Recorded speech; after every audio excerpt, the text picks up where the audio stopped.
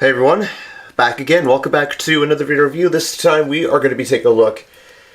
Well, it's going to be different, but pretty much the same thing. We're going to be taking a look at basically the review of the first season of Transformers EarthSpark that was released near the end of last year. I know I've been meaning to review EarthSpark, but yeah. Anyway, we won't go into the actual bullshit and all that. Sorry, just anyway. But really, EarthSpark is really first season tremendous. I talked a bit about it in a prior live stream some time ago. It's awesome. Like, Secret Legacy Part 1 and 2 really exemplified the good beginning. We're like being introduced to the human cast, the Maltos, Robbie, Mo, Dot or Dorothy, and Alex. Alex, so he's a fucking fanboy for Bumblebee. It's pretty evident when Bumblebee shows up, when he finally is assigned to watch over the humans and the Terrans, which are the new species of Transformers. They're not mini-cons. They're human-sized Transformers. They pretty much, for example, whenever Robbie or Mo, or both, whenever they have an argument, or they are sad, or if they're happy, or, basically, they have the same emotions. And the Terrans introduced that we see, at least the first three that we see, or first, five actually, are Twitch and Thrash. Twitch and Thrash are pretty interesting. Twitch, she's like a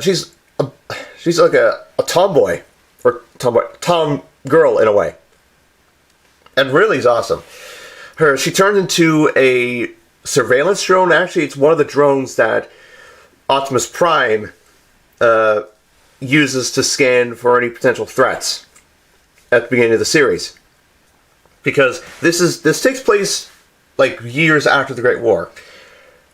And what I find really interesting and amazing, they utilize the comic books, and they utilize footage from Generation 1, or their own interpretation of Generation 1 footage, and it's pretty damn awesome. We see it evidently in the first two episodes. Moving in, that was quite an episode. It really was. I'm like, what the hell? And the fact that Twitch actually befriends one of the calves named, I forget the blasted name of the cow, but the cow pretty much, that particular cow and the other herd of cows and bull, they escape after the fence was broken, while Bumblebee is trying to teach the Terrans, the ways of fighting and combat and such. But they get distracted easily. The cow run away. There's a train coming. Twitch takes full, she really, really is hard on herself. Then while saving the cow, she herself gets stuck, and Bumblebee has to actually save her from being, roadkill by the train. I'm tempted to make a meme out of that. But it's a really good episode. House rules really is just the basic, do's and don'ts in Household. And I'm like, yeah, pretty much. Utilizing Swindle was pretty awesome. Okay, Swindle is still, the typical, the typical, dealer that likes to rip off people 24/7 bullshit. His close connection with his brother Hardtop, which I'll get to in a bit, is quite interesting. Really is. Classified was a funny episode. We get to be introduced to one of the agents. I think it was either Agent Croft or Agent Shoulder, I think. I don't know. Basically, one of the agents, sounds like the Terminator, gets easily trolled, actually drives Bumblebee, because of his personal reasons. At the same time, Mo and Mo and Robbie, doing a little show and tell presentation at their school, but the Terrans follow them. They'll feel that they should be a part of this. They should be going to school too, but they almost get caught by the the bloody principal, who is actually on.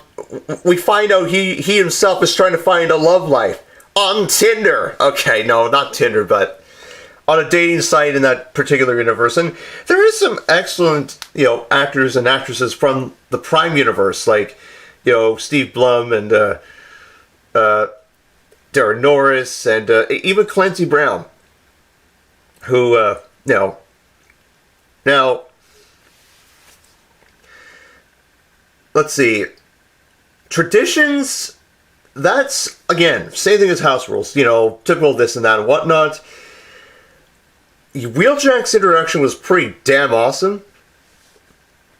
And really just, oh my god. And seeing the other Autobots like Elita 1, RC, and even Grimlock's been confirmed for next season. Which is coming out at some point, next month. So we'll see where that goes. Friends and Family and Decoy. Friends and Family was interesting, really was. Really just bloody awesome. A Decoy, all I can say is damn. Wow. Age of Evolution Part 1 and 2 really put a huge, awesome, final pointer. Meaning it was such a, the season ended with a huge bang. In many ways, the one. We see some of the other Decepticons have not changed. They've not moved on from the war. Megatron has, defected to the Autobots. At least 4 of the 5 cassette Decepticons. Rumble, Frenzy, I think Laserbeak. But Ravage and Soundwave, they're still, and it's evident because I think it was at the end of Decoy, we see that Soundwave actually frees the prison Decepticons, because basically that's what Ghost, the organization that the Autobots have alliance with in this universe, essentially any Decepticon, will either be killed or pretty much incarcerated. And we see some, other honorable mentions. Skullcruncher. Oh my god, Skullcruncher, for the time we saw him, it was god damn. And we even saw, friggin' Bombshell and Shrapnel. No Kickback. I'm sure Kickback was probably slaughtered at some point in that universe. We see Starscream cameo a bit. Skywarp and Nova Storm. Oh my god. I mean, now that's interesting that they're both female, which is interesting in the universe, and I think that's really awesome for a change. I mean, we saw Acid Storm, even though it wasn't really confirmed in Cyberverse until after the end of the series, that Acid Storm was indeed female. So, yeah, and then of course, yes, I mentioned Hardtop. He's in it for a bit, but he actually loses his arm to the main villain of the series, Mandroid, or Dr. Meridian, who basically, wants to purify the world of all Transformers, and he basically wants to just, be the, he basically wants to take over the world, take over the universe, blah, blah, blah. He attempts to, he tricks the Terrans, and attempts to steal parts from them, and attempts to dissect and attempts at the very beginning of the series. He's almost successful, but the power is shut off, and his machine is blasted away. But thanks to the intervention of Optimus Prime and whatnot, there you go. And the Autobots. Megatron ends up falling for a trap, set up by Mandroid. He almost gets his arm sliced off, his fusion cannon arm almost sliced up, because that's what Mandroid is after.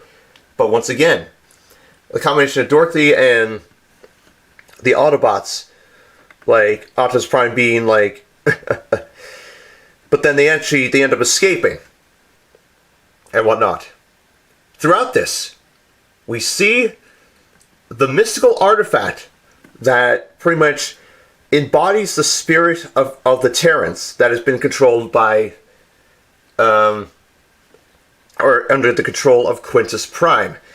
We hear Quintus Prime, we never see him, but he ends up creating three more Terrans before the cave is blasted by Nova Storm and Skywarp, before Prime and the Autobots end up defeating both and send them away. We see hashtag, no joke, hashtag Jawbreaker and Nightshade. And we find out and we realize that Nightshade is actually a non-binary transformer, which hopefully we see more of that, and I wouldn't be surprised, and I hope we see it, if we see a transgender transformer. That would be something. I'd love to see that. It'd be unique. And I know a lot of old school fans are like, what the hell? No. We're in a time where inclusion is imperative. Okay? We're in a time where inclusion is imperative. So basically, by the end of the series, the Autobots find Mandroid and his hunk of shit. Yeah, it's a hunk of shit. Like, it's pretty much like, it's a ball of metal, of metal, arms, legs, and a tiny cockpit. And they blast away all the cameras, but his little scraplet drones, or the Aranimex as they're called. Yeah, Fluffy Ears. Fluffy Ears was the name of the cow. Sorry.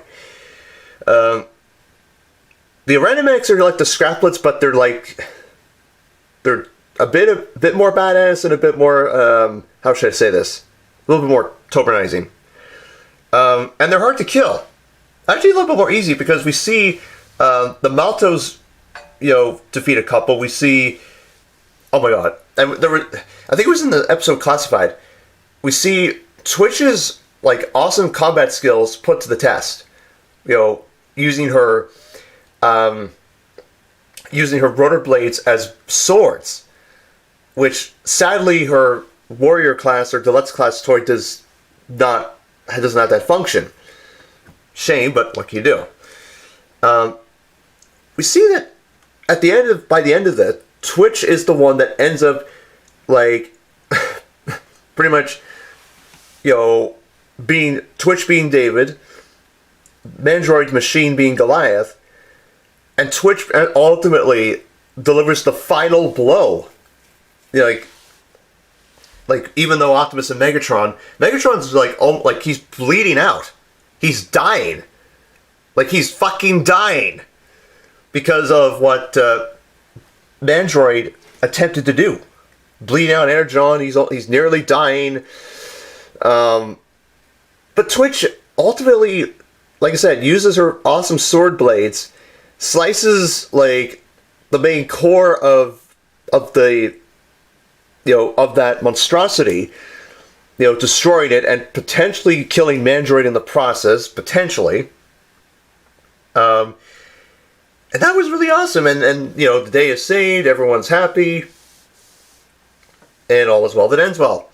So all in all, Season 1 was truly awesome, and I'm really excited for Season 2. It'll be truly awesome, because I know, like I said, Grimlock's we're going to see him, we're going to see Shockwave, we're going to see Tarantulas. First time since Beast Wars, we're going to see Tarantulas in the mainstream media and such. Although from the trailer, looks like he's in his transmetal self. What happened to his pre-transmetal self? Did it somehow get... I don't know. It's awesome.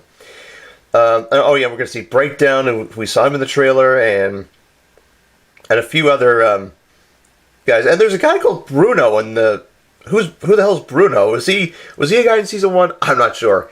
But what I'm sure of is, like... Wow. Season 1 of EarthSpark was damn awesome. The Terrans are just so awesome. Like, Oh yeah, Thrash, truly awesome. Yeah, Thrash is paired with I think it was Thrash is paired with Mo, and Twitch is paired with Robbie. And Thrash actually, his ultra mode, he turns into a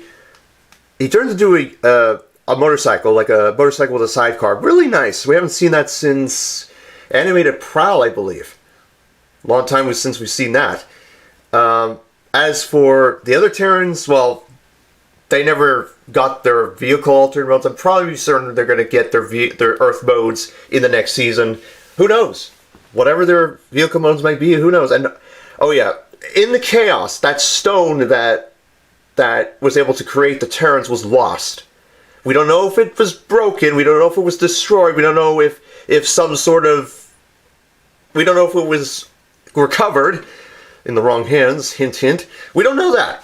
We just don't know. And I'm really excited to see what happens in the next season. Whenever that happens, I'm really curious to see what will take place. It really, truly is. Damn, RC and Elite 1 have some pretty good combat skills too. Like, holy fuck.